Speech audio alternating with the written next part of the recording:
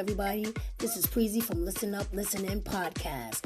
This is a podcast discussing different topics that will help us motivate, educate, differentiate, heal, laugh, grow, and improve ourselves throughout our daily lives. With my special co-host guest, trust me, you are going to laugh and have a good time. So whether you're in your car, relaxing at home, on the job, hanging out with your family and friends, get ready to tune in to Listen Up, Listen In podcast. See you soon.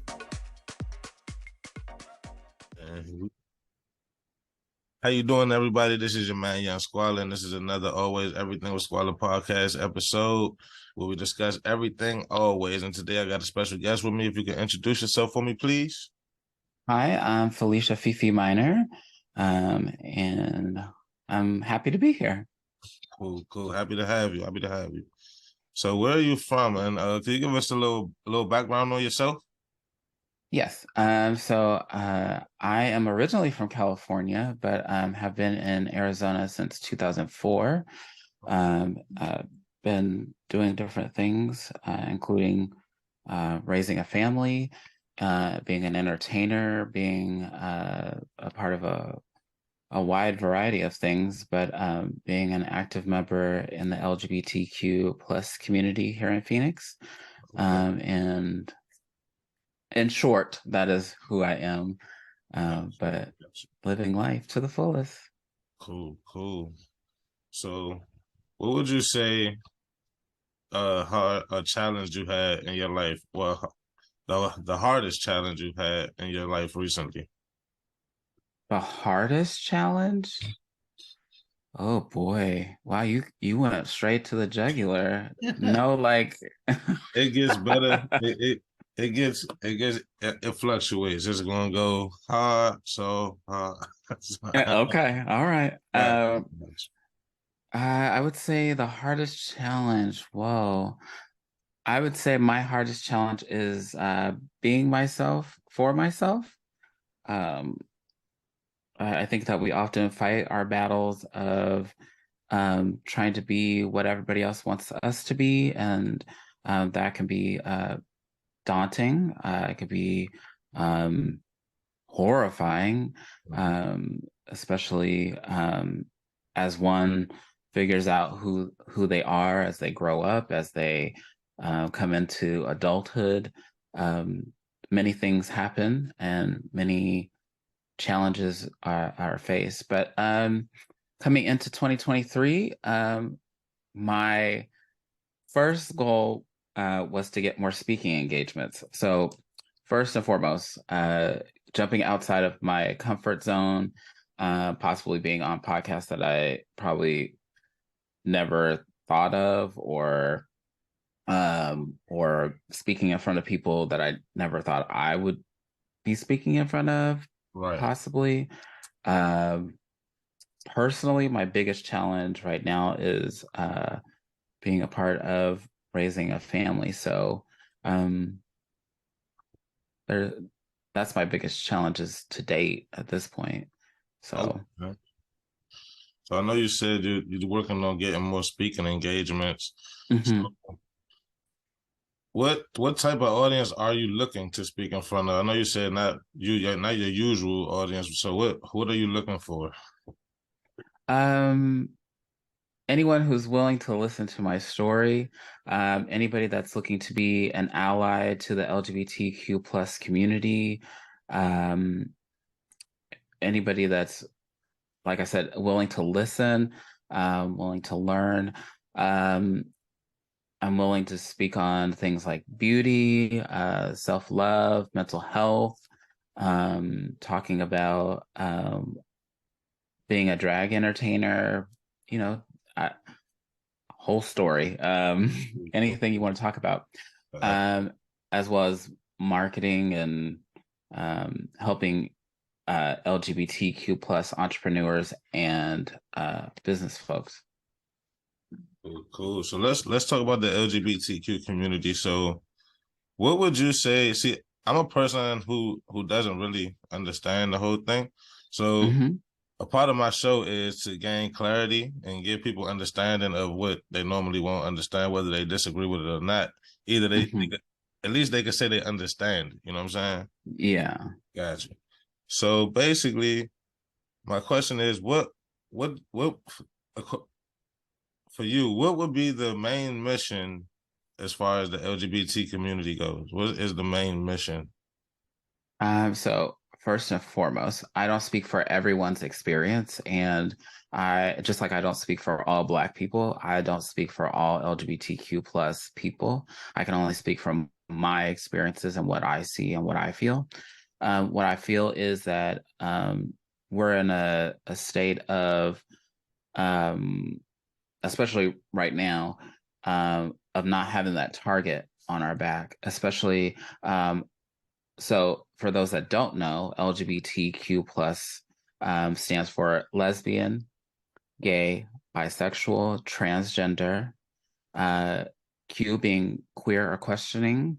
If you want to go in depth, you can do IA, which is I for intersex, and then A for asexual. And there's more acronyms to that too, along with like two-spirited individuals, which existed way before we decided to be a Western world. Anyway, I say the main mission is fighting for equality, not being a part of the ballot chase. We're not the bad guys. The gay agenda is not something that is there to destroy the world as it grows. It's there to grow alongside the mainstream, or in fact, even make it better. Because I don't wake up in the morning thinking, oh, how can I destroy the mainstream world? It's more about feeling equal and being a part of, if not making it even better. Got you, got you. Mm-hmm. So, with that being the mission for you, how are you best executing your mission right now? For me, I think that my visibility, for one, is being representation is everything. Being a voice for those that can't speak up for themselves. Even just the tiny things like this. Not that this is small, but it's a dip in a big pond, and having a voice in the community and being able to support those in the community is best. And everything I feel is a step toward making myself better, as well as those around me, as well as those in my community. And on our podcast, Let's Have a FeFe, we talk about different topics, especially if it affects the LGBTQ plus community.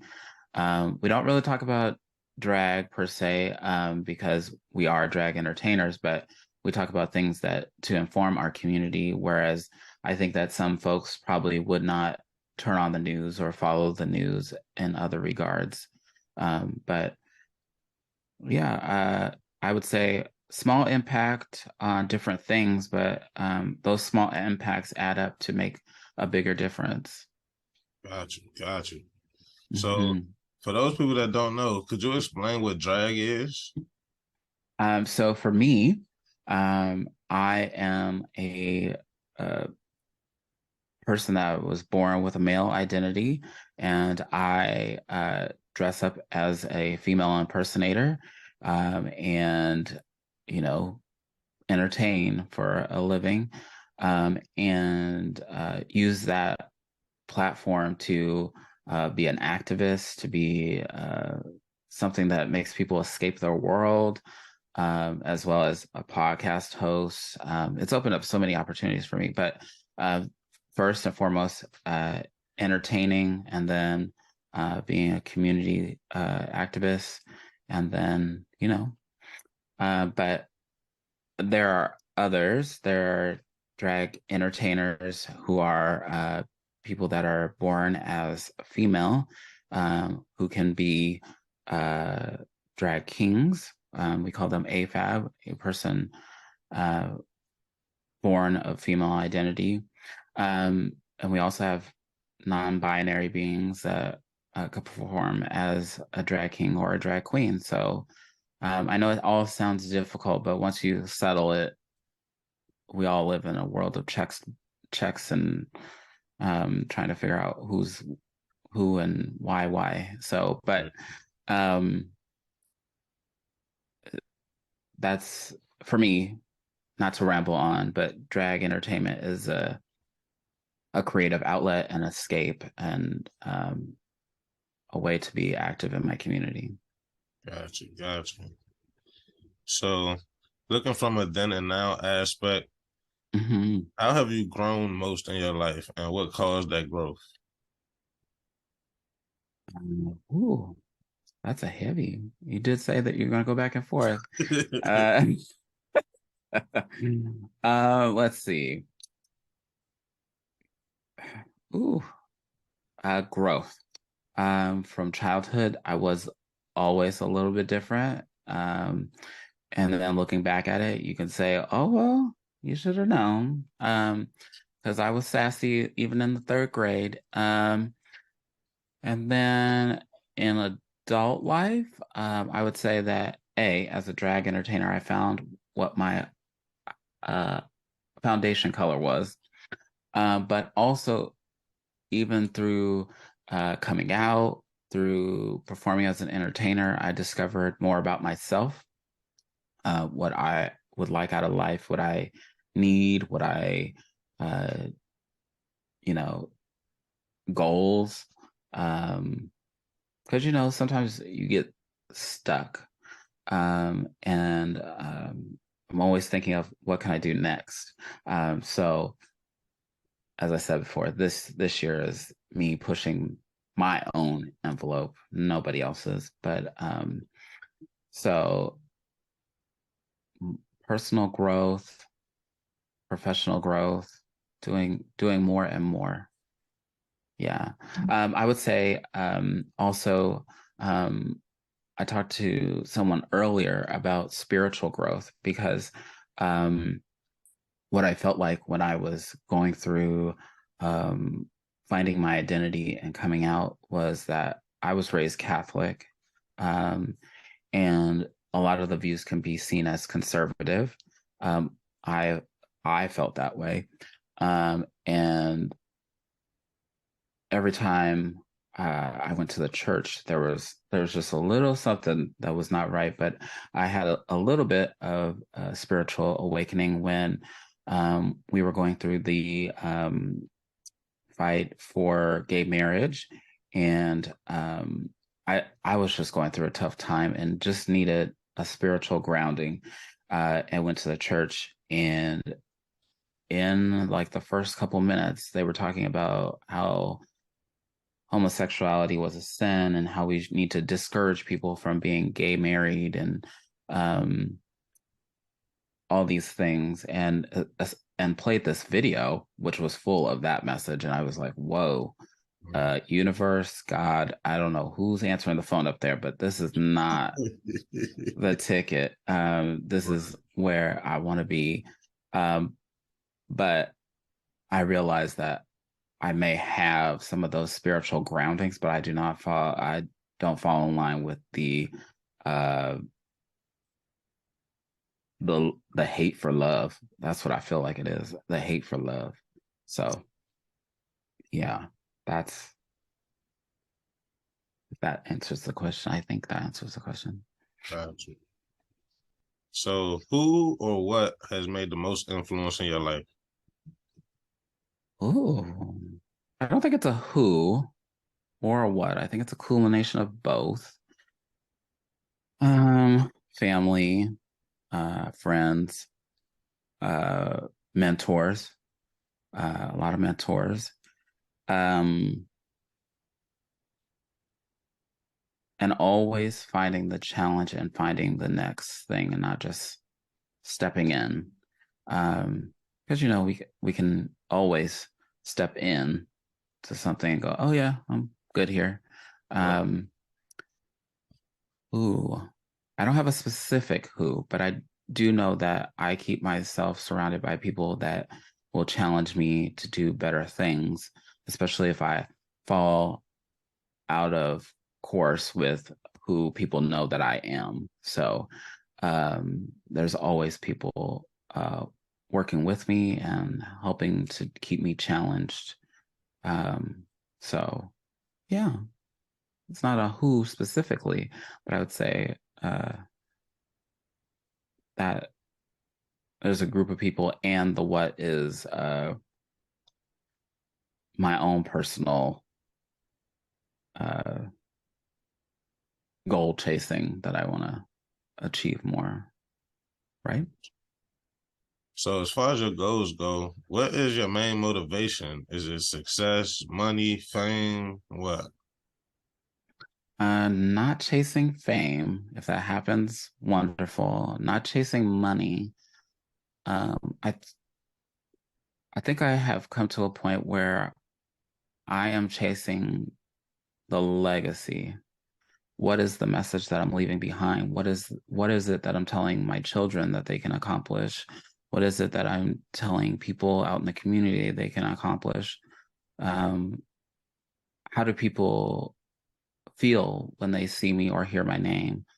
Um, it's about the legacy, what I'm leaving behind, what I'm teaching, what I believe, so that, you know, there's full on understanding.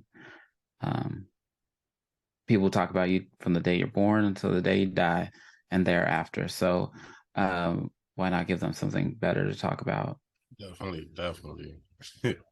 People always got something to say. No matter good, bad, there's always gonna be somebody who's commenting. Absolutely. So when you hear the term social issues, how do you feel? What comes to mind when you hear those words? Social issues? There's so many. Um, I think of what to, oh, that's such a big, like a broad, that's a broad term. Oh my goodness. So social issues, I think, depend on the person. And again, I'm not the representation or the representative for all people or any people. But I feel like social issues has a deep meaning for each of us and has changed for us as a population because um,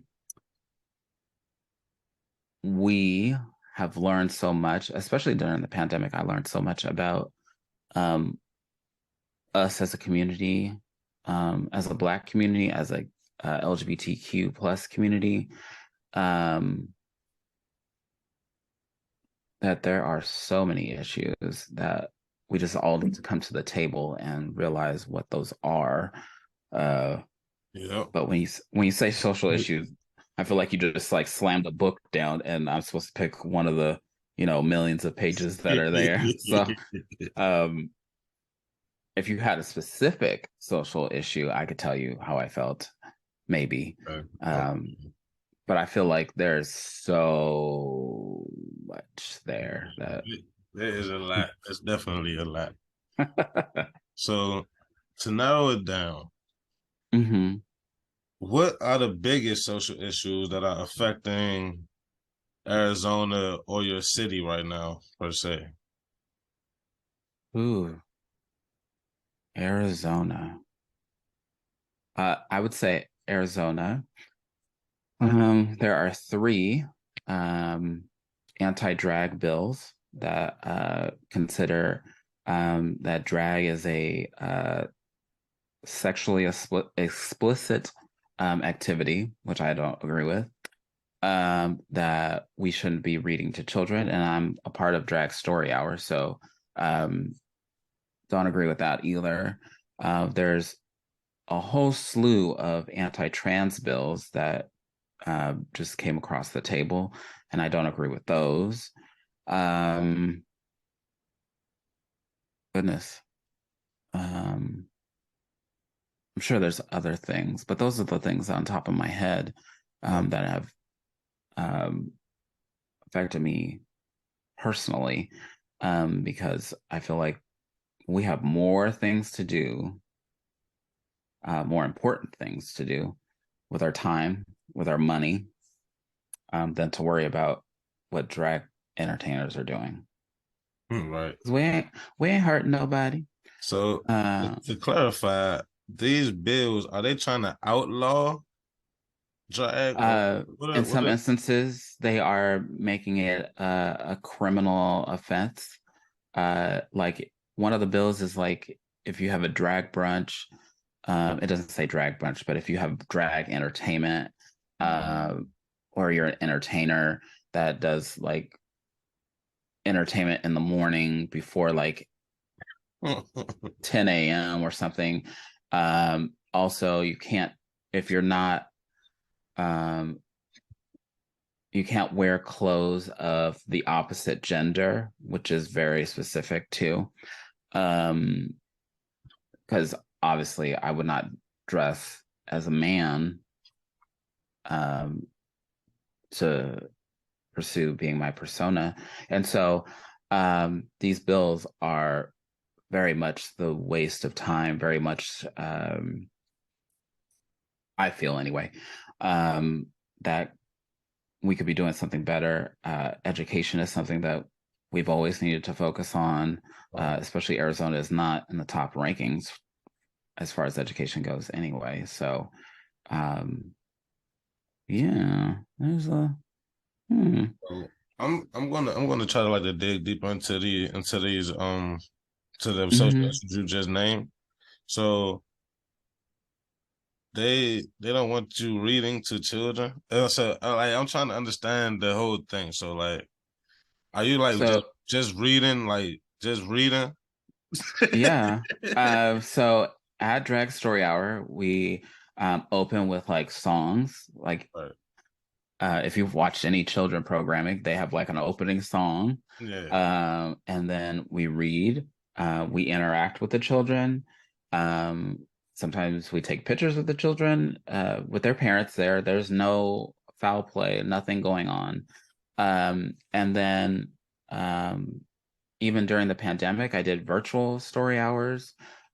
So this is not just happening in Arizona. This is happening like nationwide, where folks have gone in either in a intimidating way, or in some cases they bring guns to a non-gun show, which in my heart that feels like it's more traumatizing to a child um, than me reading to them. And also, there has been where I was followed by the White Nationalist Party, and they were following me. In fact, one of the incidents is that we do sex trivia at another establishment, and I had been there the night before. None of these activities go together, or neither they don't overlap. I don't like crisscross them. Right. Anyhow, so the White Nationalist Party went to the sex trivia, and then they followed me to another city where I did a drag story hour the next morning. Keeping in mind, I don't dress provocatively at all, or at least I don't think so. And then so at that, they said that I was at a strip club giving away dildos. And and then I was at a children's event, which I all of should us as adults, have like gone to the bar, yeah. and then the next day spend the whole day with your family. So um, I equate it to that, but I don't bring that behavior, nor do I get like overly wasted if I know I have I don't get overly wasted anyway, but but you know, like I don't have any behaviors that would lead myself to be seen as that, as a bad influence for children, as I raise them, as I, you know, read to them. So all of it is kind of funny until they start following you. And I realized they were following me by my Instagram story. My Instagram story engagement went up. And then, because, you know, like sometimes you watch the Instagram story and you go, oh, who's that? And then, like, you kind of, yeah, I was starting to see that these were not people that I knew or had any affiliation with. So that's how I came about it. And then I started getting emails from reporters that said that I needed to be aware that the White Nationalist Party was following me. Wow. Mm-hmm. That's crazy. So did they ever threaten you or anything like that? No, but I do know that they are still watching me. I do know a couple of them have attempted to go to story hours, but other than that, no. For a while, I did fold in because I was very worried about my safety as well as the safety of my family. Um, and I came to a point where I can't stop what I'm doing and live in fear for other people because, you know, then I could live in fear for everything. You know, like you don't like my nails, so then I live in fear. You don't like my hair, so now I live in fear. That's not the way life works. People can tell you they don't like you. Um, but that's not to affect anybody else. So, Right. mm-hmm. So what do you say to people who believe that the LGBTQ community is a community of sexual deviants? I feel that there is. Wow, that's a very heavy question. Um, I feel like I am just like everybody else. I don't. I am not. Uh, to say I'm not driven by sexuality is like I don't wake up every morning and go, you know, what can I like do to be sexually out there? I feel like I'm just like everybody else. Just like I said, I think our point in case is to be equal, to be the same, but I don't think that we're sexual deviants. Um, we're we're no more out there than the guy that has like the stacks of Playboys and you know, sexually explicit magazines or Sports Illustrated swimsuit magazines in his uh you know, in his closet and raising two teenage girls. And nor do I believe I mean, you think about it. Yeah. Um, I mean, that's how we all got here is through sex. So, but I'm not like yelling it from, you know, every street corner or anything. Um, do I believe in sensuality and sexuality? I do, but I'm not preaching it to kids. Um, I do say that they do need to know that there's different people out there. Right. Um, and I do know that I, I I know that if you allow kids to filter what they want to filter, you let them learn, they'll figure it out for themselves. There's ways of explaining things to kids too that um, doesn't make this so. I feel like everything is like pointed at sex, and that's not the way that it's supposed to be. It's supposed to be like, here's a refresher, and you know, and then when they get to an age, then they can ask questions and um, you know, just I don't think that we're sexual deviants and wow. Um I mm, no. I mean, and sexuality is not hidden or taboo if you just talk about it. Right. And it's on TV. Do people stop their people from watching TV when do You're they kick right. their kids out of the room when they see something going on?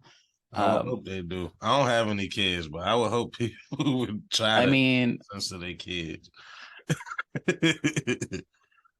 It's crazy. You're right. so You're right though. Sex is like in recent years, sex has just taken over everything. Whether it's on even cartoons, I see they got sex. mhm. It's like I mean, Jessica Rabbit's been around for more than 30 years. Where good are point. we? Good point.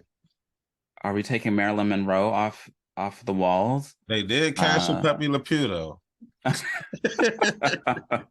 They said he was a what did they said he was a rapist, a molester, or something like that. Oh my gosh. Oh well, he did kind of aggressively go after the cat. So Yeah. that could lead to, people believing things, but I no, I don't believe that we're sexual deviants. And if anybody says that queer people or gay people are the centralization of pedophilia, I disagree.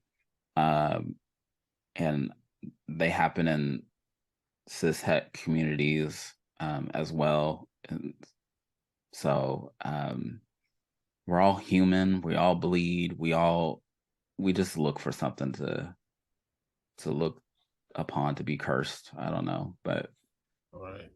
I do know human nature is to fear or disagree with the unknown. That's why I tell people that even if you're going to disagree with it, understand it first. Understand what you're disagreeing with and why. You know what I'm saying? And there are some people that are like, well, I hated gay people for a long time. And then they find out, you know, who we are, or they have a son or daughter that's gay, and then they learn more from them. And then they realize, oh, well, I don't know why I believed all that. So, I mean, you don't have to be gay to support gay people. You just need to accept it, and if it doesn't affect you, move on. Me getting married is not affecting you. I'm the one that's asking to dally in that, and I just want to suffer alongside you. So That's what's up. So, as far as the government handling these issues, I know you don't think they're handling it very well. So, how do you think they could do better? Do better. There's always a chance to do better. Listening.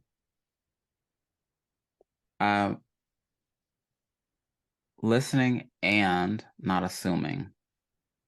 Not assuming. The people that start these bills need to be a little more tolerable and accepting of different people, because we either choose to elect them, or they end up in the seat and we have to deal with it for the next 4 to 6 to 8 years. And God willing, somebody that is terrible for the country hopefully doesn't get a seat soon. But but that, I mean, I think that and we say this all the time on our show, is if you feel like this is not the way you think that government should be handled, it all starts at the lower level. If you don't listen to your city council or what your city council people are saying, you're not listening to the upper level either. So if you feel like you could do a better job at what the city council is doing, or some seat that you think they're not conserving water right, they're not doing this, that, and the other, run for that seat. See if you could do it better, or learn and figure out how you can support different people to be in those seats. But we always complain about the government not doing a good job, or that so-and-so is not, adequate to be where they're sitting. Do something better, or do it yourself. Not calling for violence either. Not asking for a January 6th either. I'm asking for, if you're gonna go through the proper channels and sit down at these council meetings that last 6 to 8 hours, or in some cases, you know. So that's what I think. I want to say something about January 6th because I'm right here by all. I live about Yeah. 10 minutes, 15 minutes away from. So about the Capitol building, to everybody who does not know, you can go in that building as a person, as a regular. You can go in there. It's just how you go in there. Like the Capitol building is a public. You can go in there. You can't be all in the offices, of course, but you can go in there. I don't know why they decided to climb up the walls, but if they would have And stood break in the line, windows and I promise, if they would have stood in line, every single one of them people would have got in there.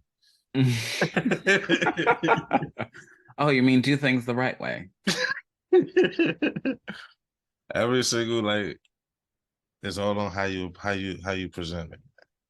It's all about the delivery method. And I have to say this too. I know there's a lot of marches and stuff that be happening here, and they be holding up traffic. The people, y'all, the politicians are not really here. They come here sometimes, but they don't be in this area. They not here. Oh, this is your own personal PSA. You said stop blocking the traffic. You said stop. I'm trying to get to work. You blocking the traffic. It's like the people you want to get the message to, they not in the traffic you blocking. They don't even see it until they get on TV eventually. Oh, shoot. Like, they're not here. Like, Joe Biden is not here. I promise you he's not here. he Oh my comes God. here every once in a he comes, but he's not staying here. He don't live He's not here. he said you're saying please calm down with that. Yeah. Or find out where they at and go take the fight to the person you want to take the fight to. My biggest fear though is when people go to politicians' houses. Yeah, I don't like that. I don't like that. That's kind of scary because I can't imagine if somebody came to my house and protested in front of my yard. You know they've been dropping illegal immigrants in front of Kamala Harris' house? Oh yeah, I did see that. Yeah, that's right down the street. They got to stop doing that too. As we're laughing, I mean that's a social issue that has just gone beyond a discussion. It's become like who's going to take care of it first? Because at this point, I don't want to take care of it. You take care of it. It's like with them dropping people off random places, and it's like this. Like if you were to go to Mexico, right? You don't know nobody, you don't know that Spanish that well, and they just put you on a bus and took you somewhere in the middle of Mexico and said, this is where you go. It's like, what the hell? You might as well send them back at that point. Put them somewhere familiar. As a child of an immigrant, I don't know really how to feel about that argument.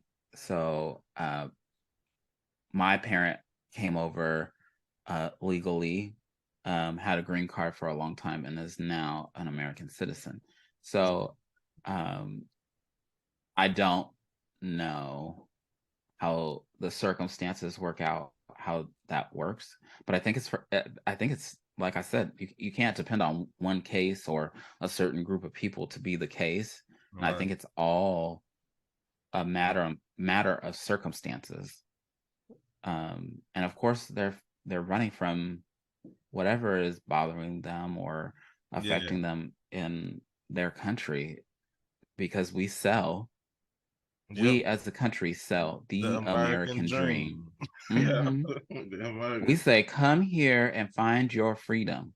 And then we ship them off on a bus and say, we're going to scramble you up. You may be separated from your family, and good luck. Basically.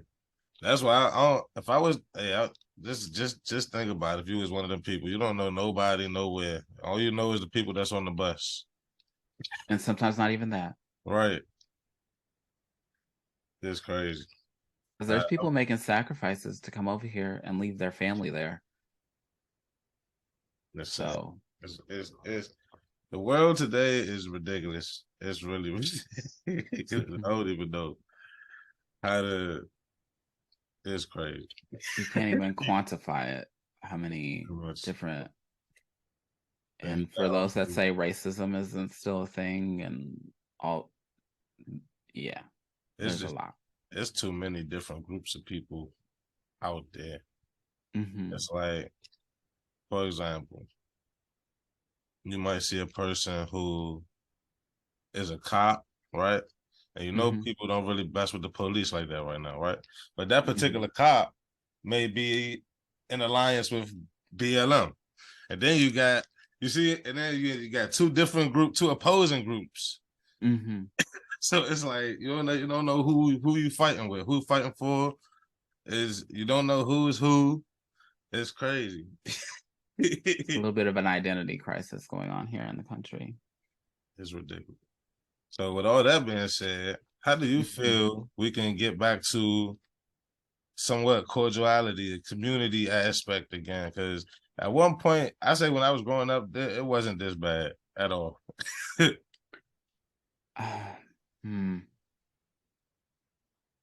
I would say growing up, it probably was bad, but we have blinders on. Because growing up, you see the harsh, but you don't see the whole thing. Right. Like you don't see past your community really sometimes. How do I feel about us becoming a stronger unit? I would never say that we need to be great again. Wouldn't say that. I wouldn't say that we need to chase perfection, because that's not going to happen, and that becomes a thing that's seen through different lenses. So, how can we be better with ourselves and our community? How can we build a stronger community? Is exactly what I said. Build your community around the things you believe in. Build your community by running for those offices that you think aren't doing a good job. You think Joe Schmo is doing a horrible job. You should go and sign the petition to take his seat, and don't let him run unopposed for the 5th, 6th, 7th, 8 years that they have been there. Because in your cities, you have people that have been sitting on councils for years, and then one day they decide, I want to be governor, and then they become governor, and you go, I didn't like them as a city council person, now they're a governor. There you are. It's your fault. And those people go on to be presidents, dare we say. So starting with your community, building better things in your community. I know that some of us live in rural areas, but there are resources. You just have to, I know it's tough. I do know it's tough, but so sometimes you got to build out to come back in. But understanding each other, being there for each other, and building the community within is the first step. Fighting for what you believe, or what you know is best for your community, is another. Because I'm sitting here waiting for like the kids that have been involved in the school shootings to come and raise up and be politicians, because soon enough they will get tired and they will take those seats. In fact, I think some of them are going to law school. So be very careful out there, because I know that the old man that's sitting in the seat knows that they're coming. So yeah, start with the community, build your community, and then take it from there. If you strongly believe in something, start being a part of those community forces. Don't just sit in your room and type on Facebook about how you think politician A should be believing in A, B, and C, and you haven't sent them a letter, you haven't said anything to them, you haven't ran for office, you haven't gone to their city council meetings, you haven't just I get so what much. you're saying. I definitely get what you're saying. So It's like people shouldn't complain if they not even trying to be a part of the solution. And if you don't vote, I know there's certain populations that can't vote, but if you don't vote and you have the right to vote, shame on you.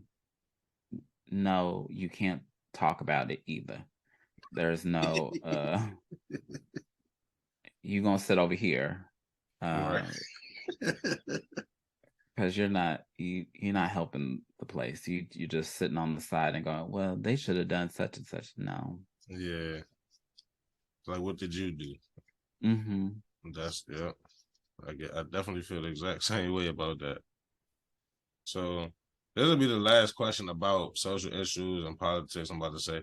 So you mentioned people running. People need to run for office. So how do you feel about the age of most of these politicians? I know a lot of them are over 50, over 60, well into their 70s, 80s even. How do you feel about this age group running the new world? I know that people expect for them to age out or die. But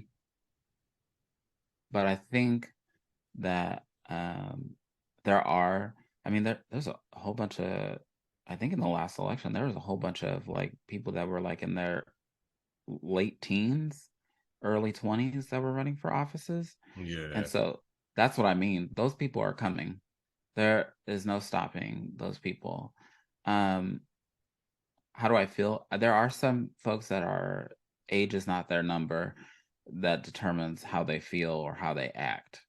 There's people in their 40s that act like the people in their 70s. So I still go back to you. If you want to go and get your seat, go get your seat. They don't let you at the table, go get your seat. But we, as everybody, need to work on being the voice for our community or being a stepping stone or something. But as far as people's ages, I don't think it's the age. I think it's what they're doing. Because, you could be 40 and blocking every bill, or you can be 80 blocking every bill. I don't think there may be a certain standard or belief around a certain age, but I think that you can be tolerant or more accepting at any age. Right. Mm-hmm. Cool. So, what brought you into the podcasting world? I've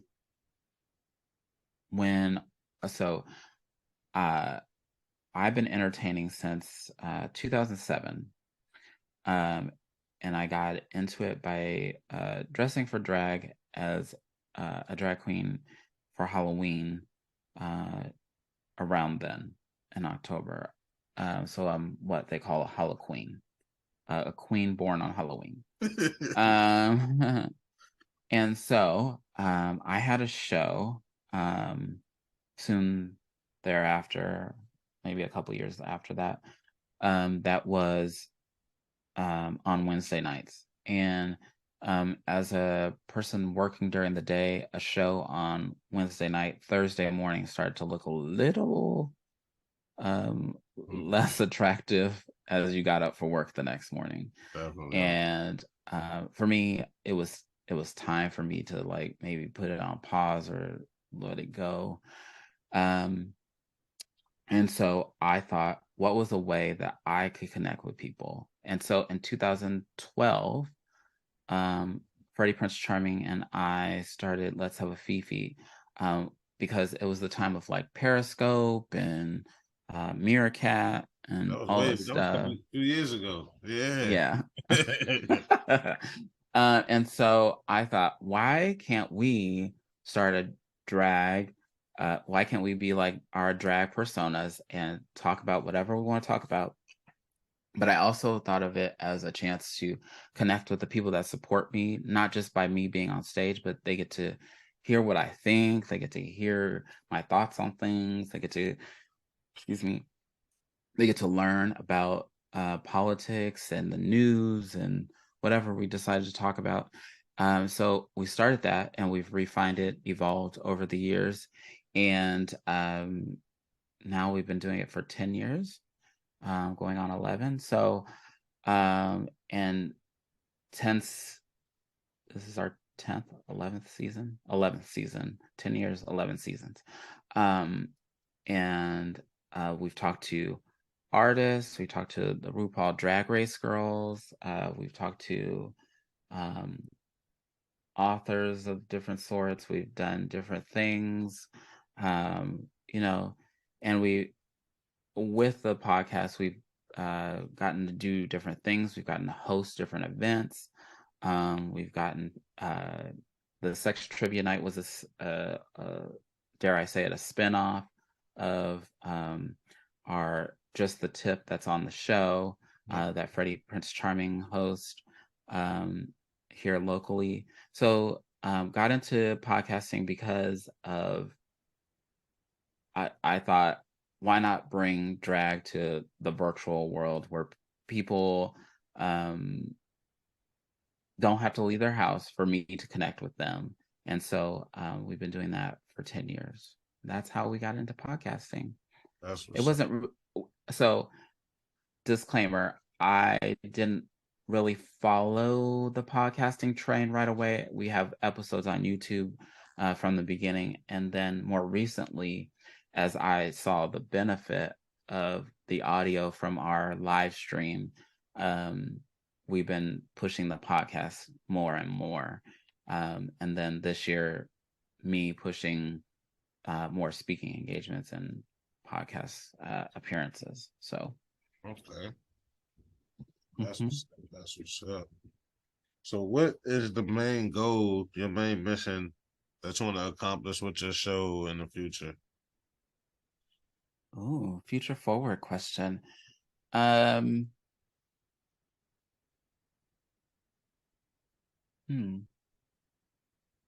engage with those that we wouldn't otherwise engage with.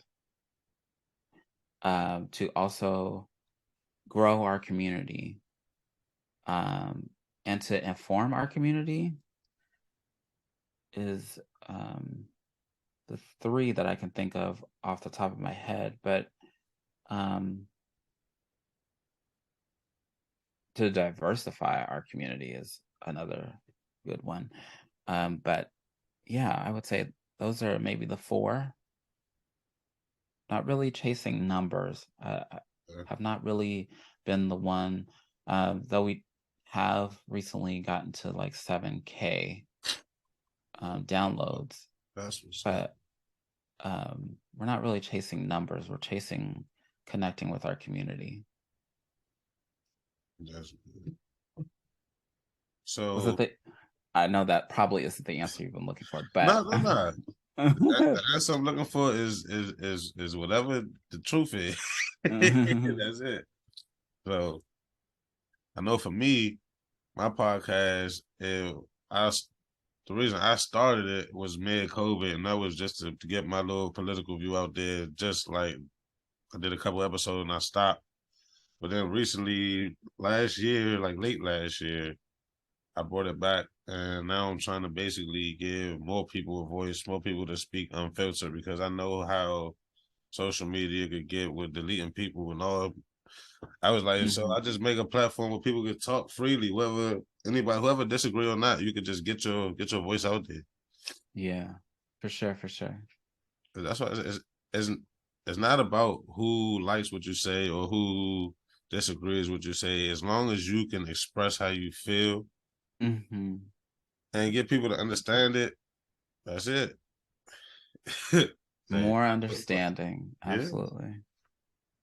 So, what do you think is the hardest part about podcasting? The hardest part? Yep.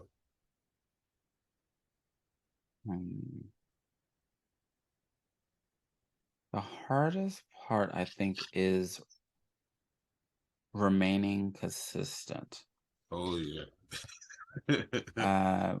We try to remain consistent, and we live stream on Wednesdays, and it wasn't until this year that I had gotten into the swing of like making it a routine to just take it as soon as I get the audio from our episode to put it on the podcast. No thinking, no, just do Straight it. to it. Yeah. Because that was, my little hang up. It was, I was gonna like, I think I should edit it. And then people were like, no, we just listen to it. And so I said, okay, well, since you just listened to it, I'll just, because what people were doing were they were listening to like it on Facebook. They weren't really watching it. Right. Though I do think some people watch it afterward, but they were just listening to it. And so I was like, well, why don't we just put it on the podcast anyway, so they can listen to it there. So yeah, I say the hardest part of is consistency, and I don't think topics are really hard to come up with. I think that maybe connecting with guests is sometimes a little challenging, but Yeah. the hardest part is consistency. I'm definitely still learning. It's like this January, I definitely overbooked myself a lot. Oh Like, wow. I'm running on E right now. Like I've been getting it done. Like I've done all my obligations. Okay. But I definitely know not to book the amount I booked next month. Like I definitely got carried away. I ain't think about personal time. Yes, self-care is important. Self-care is important. Very much so. And then, like I said, I do a full-time and a part-time job on top of this. So it was, Oh my goodness. yeah, it was crazy. There was one girl, I just straight up forgot about her episode. Oh no. We got it done though. We rescheduled it. But She said, yeah, you forgot about me. yeah. That's why I said, no, I can't do it like that no more to make me look bad. Yeah. I mean, and it also builds, your sense of community and your personal brand with people. So Yep. yeah, podcasting can be a little challenging. And for me, for a while, this is the first year that my co-host Freddie Prince Charming has taken on some of the duties of doing the like booking of guests. And so sometimes I get I'll see because we only do it on Wednesdays. So I see those 4 to 5 Wednesdays and I go, fill them, fill them, fill them, fill them, fill them. That's what my brain says. My brain says, fill it, fill it, fill it, fill it, fill it. And Right. then so he's like, you need to slow down because, like, I'm not giving him a chance to come through and give other people dates. And so I was like, oh, I forgot. And so that you're right. Like if you have guests, then that adds to like there's some episodes we don't have guests, and those are sometimes what I like to think the reliever episodes, because I'm not worried about all the things like making sure that I log on early to make sure that they're all taken care of, or Right. since we do live stream, we do have to make sure that their video is working and that their sound is working before we go on. Since it's live streamed, we don't want to be like sitting there and they're staring at us and going, Right. but yeah, I would say consistency. Second thing is guest and preparing. If you're ever thinking about starting a podcast out there, preparation is key. And sometimes knowing people is key, because I booked some guests that I didn't really know, or I didn't research them, which is another word for a host to say that we stalked you for about a week. But make sure you know your people, make sure they align with some of the things that you are talking about. Make sure if you have a sports podcast, don't book somebody that knows nothing about sports. Right. That's definitely Unless that's your intent, you purposely book that person because they know nothing about sports, then that you that go sounds ahead. different, yeah. But I don't really know anything about sports. I know the difference between a touchdown and a home run, but as far as knowing stats, you can't get me. But other than that, yeah, biggest challenge, consistency. Absolutely.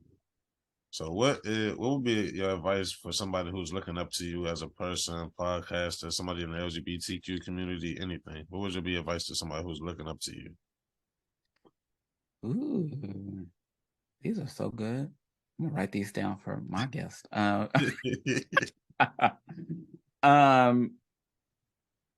Representation matters. So there was a point where I was going to quit everything. I was going to quit entertaining. I was going to quit everything. And I talked to someone. See, the thing about younger generations is that they can see you virtually before you even know that, and not to say that you know they exist, but they can watch you virtually. And so for me here in Phoenix, I had someone come up to me and say, thank you for being visible and thank you for being out there. And some people have watched our show. Some people have, seen me do different things on, TikTok or Instagram. And so you never know who you're affecting until it becomes, known to you, or sometimes you may never know. But for those that look up or look at me for as an example, I say take what you want, take what you want to learn, and make it your own. And I know that representation matters because when I was growing up, there was no one that looked like me that I thought, I'd want to do that, or I want to grow up to be that person. So, goodness gracious, I lost train of thought. Where was I going with this? Representation matters. I feel like those that see me know what my message is, and I hope they, like I said earlier, I'm not chasing fame, I'm not chasing money, but if those things come along, I'm not saying no. But my thing is legacy and hoping that my message carries over, and that people are learning and mainly not to feel hate, but to feel love, never to feel hate.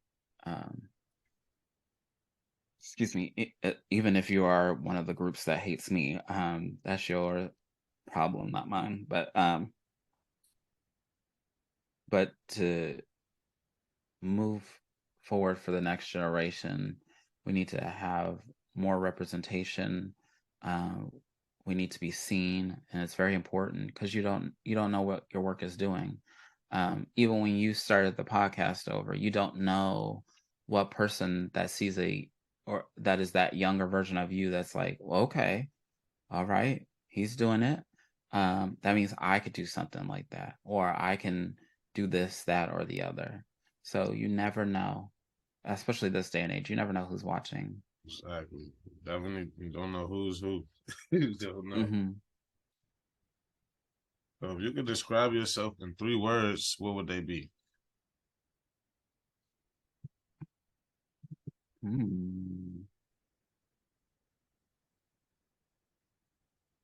Classy, sassy, and productive. Classy, sassy, and productive. Yeah. Mm-hmm. Cool. So coming to a close of the show. So Mm-hmm. do you have any last remarks, shout outs, or anything you want to say?